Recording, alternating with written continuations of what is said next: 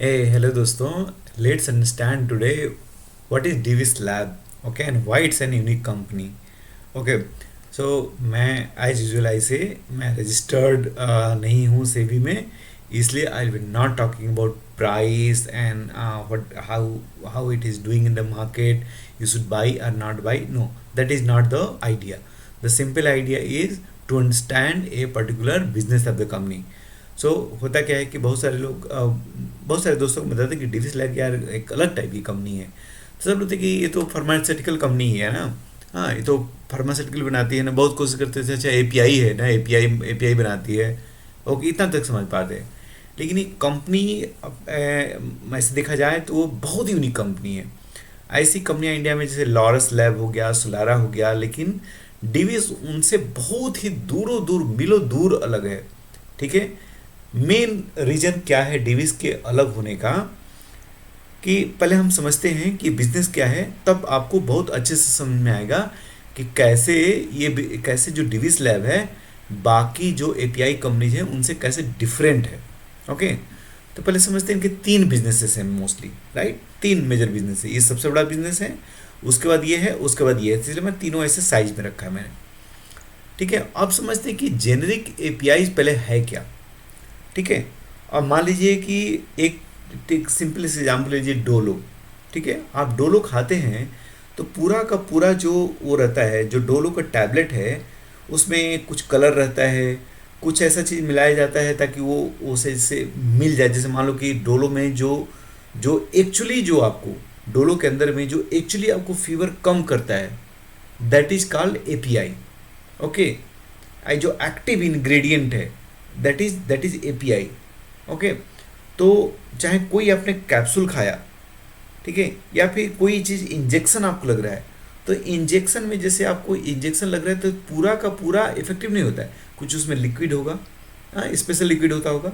उसी टैबलेट में कुछ स्पेशल चीज़ें होती हैं जिससे कि वो बाइंड हो जाए, टैबलेट बन जाए. ठीक है.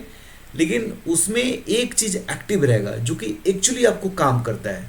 ठीक है. जैसे मैंने एग्जाम्पल बताया कि डोलो में जो फीवर एक्चुअली नीचे लेके आता है, दैट इज एपीआई. ओके. तो ये कंपनी क्या करती है, डिविस लैब ऐसे ही एपीआईज बनाती है. खुद को डोलो नहीं बनाती है, डोलो बनाने वाला कोई और है.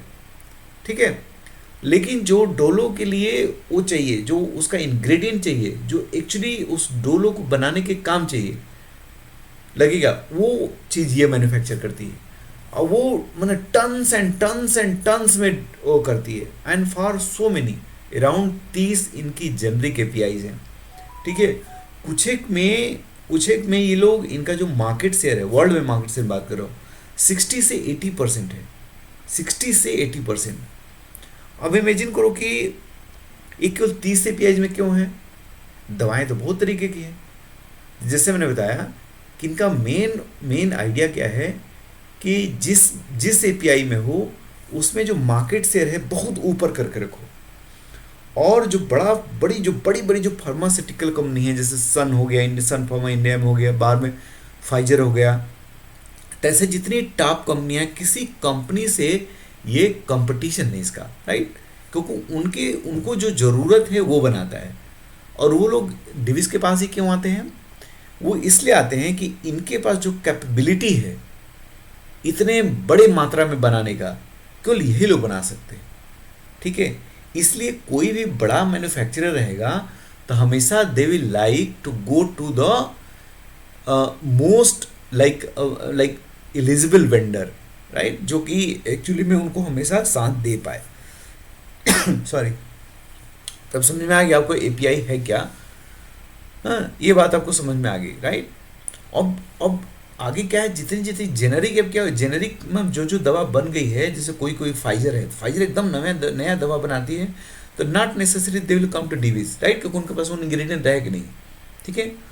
अब इनिशियल लेवल में जब फाइजर भी बनाती है कुछ, चाहे सन फार्मा कुछ नया चीज़ बनाती है, तो उसमें जो इंग्रेडिएंट चाहिए, ठीक है, उसको बनाने के लिए भी इनके पास आते हैं ऐसे लोग.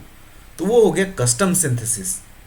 कि मुझे नहीं पता है कि अभी ये कैसे काम करने वाला है, लेकिन मैं बोलता हूँ एज ए सन फार्मा, मैं बोलता हूँ मुझे ना, देखो ये चीज़ मुझे चाहिए, ये चीज़ का मिश्रण बनाओ, चाहे ये नया इंग्रेडिएंट मेरे को बनाओ, ठीक है।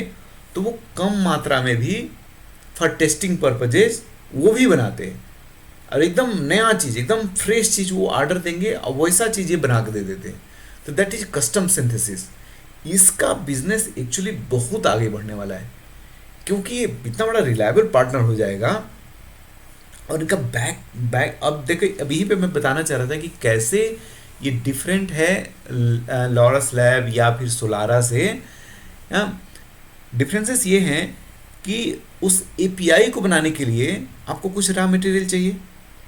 तो इस रॉ मटेरियल का सबसे ज़्यादा जो प्रोवाइडर है that is China, biggest provider in the world, ठीक है। लेकिन डिविस क्या करती है, बहुत सारे एपीआई के जो रॉ मटेरियल खुद है, खुद यही बनाती है, ठीक है। बहुत कम जो कि चाइना से लेके आती है। हाँ, अभी भी चाइना का प्रकोप बहुत है, और यही सबसे बड़ी खासियत है कि अगर चाइना का प्रकोप इतना ज़्यादा है इस रॉ मटेरियल में, एपीआई में, और वर्ल्ड स्पेशली आपका यूएस हो गया, स्पेशली यूरोप हो गया, ये नहीं चाहता है कि चाइना पे डिपेंडेंसी रहे। जो आज का माहौल आप देख रहे हो, पॉलिटिकल माहौल, तो उसमें नहीं चाहता लोग कि चाइना पे ज़्यादा डिपेंडेंसी हो जाए, ठीक है। जैसे आज के एग्जांपल में एनर्जी की डिपेंडेंसी रसिया पे होगी पूरी यूरोप की, और आपको पता है कि क्या हालत हुआ।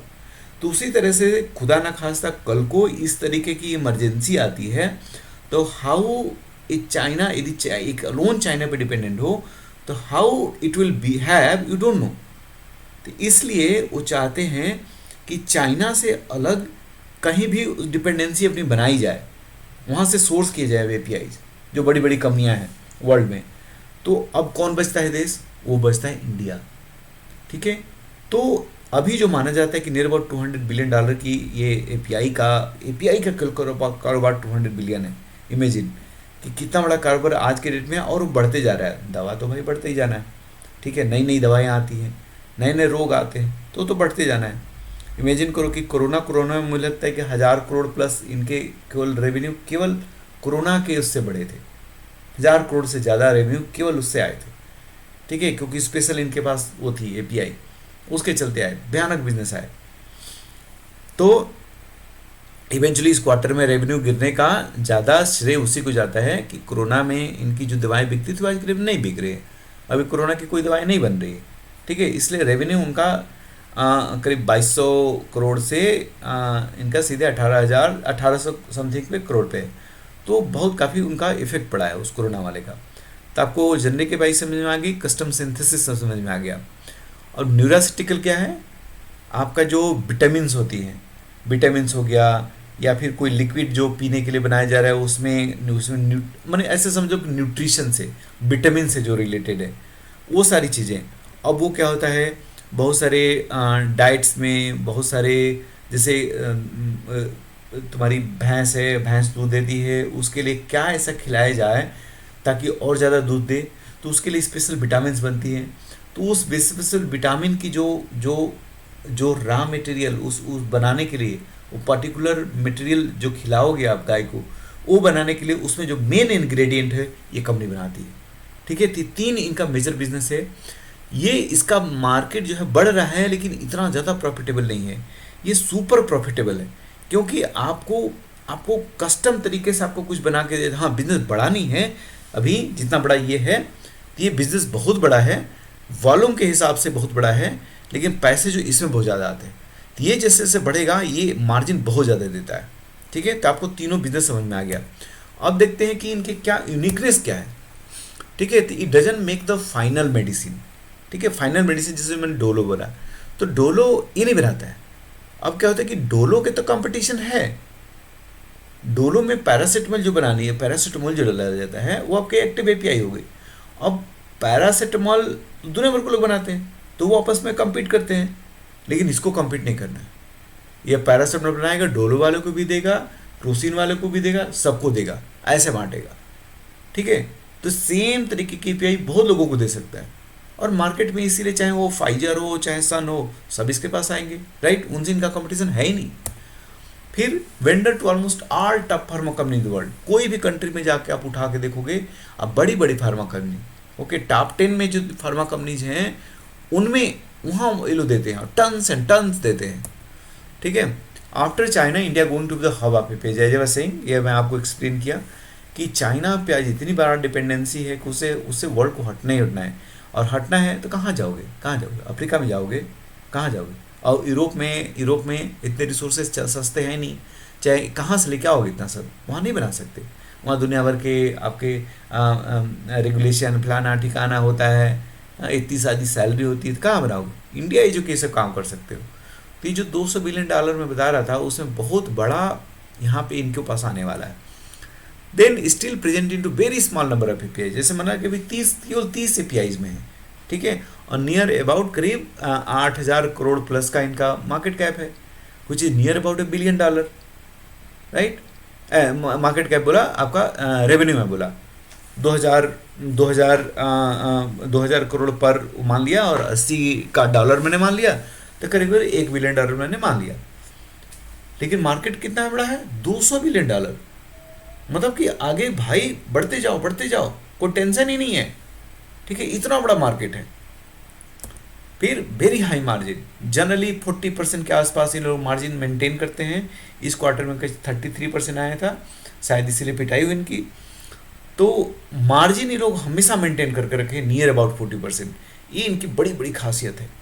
क्योंकि करते क्या है, इनका एक जगह उन्होंने लिखा था कि इनका जो फोकस होता है कि जो एग्जिस्टिंग प्रोसेस है उस प्रोसेस को इतना रिफाइन करो, इतना रिफाइन करो, ताकि आपकी जो मार्जिन हो बहुत हाई हो, ठीक है। और इनका अगर बड़ी कंपनी है तो इनके जो बड़े बड़े वेंडर्स हैं उनसे निगोशिएशन भी इजी हो जाता है, इसलिए इनके मार्जिन अच्छे हैं। क्योंकि भाई फाइजर वाला उसी के पास जाएगा ना जो हर बार उसको जो चाहिए वो प्रोवाइड कर दे, तो उनको भी अच्छे रिलेशन रखने हैं। फिर ability to fulfil demand of any size, जब मैंने बोला कि आपका छोटा से छोटा बड़ा सा कोई भी बड़ा सा ऑर्डर हो, ये लोग फुल भरने के इनके पास कैपेसिटी है। नए नए प्लांट्स इनके लगे जाते हैं, एक कभी काकीनाडा में बहुत बड़ा प्लांट इनका लगने वाला है, चल रहा है कार्यक्रम, ठीक है। तो वेरी फोकस मैनेजमेंट इनके पिताजी जो हैं, जो अभी चलाते हैं, जो अभी हैं, वो माने जो फाउंडर हैं एक्चुअली, हाँ। तो वो क्या थे, वो पढ़ लिखने के बाद उसमें डॉक्टर रेड्डी में वो थे वाइस प्रेसिडेंट या डायरेक्टर से कुछ थे।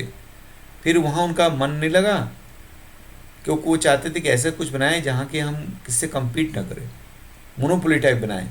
और फिर यहाँ पे वो लोग करें, और उनका लड़का भी जो है वो सीईओ जो है अभी आज के डेट में, बहुत ही एक्सपीरियंस लोग हैं, बहुत ही मज़े लोग हैं, ठीक है। तो वो फोकस मैनेजमेंट इतना बढ़िया से, हर जो भी कैश आता है उसकी इतना बढ़िया से यूटिलाइजेशन शायद ही कोई कंपनी करे, ठीक है। Davis recently reached the milestone of being one of the among the top 3 manufacturers in the world. इतना साइजेबल बिजनेस इनका होने लगा है, ठीक है। तो यही मैं बताना चाह रहा था कि रियली में एकदम अलग टाइप की कंपनी है, ठीक है। चलो थैंक्स यार, चलो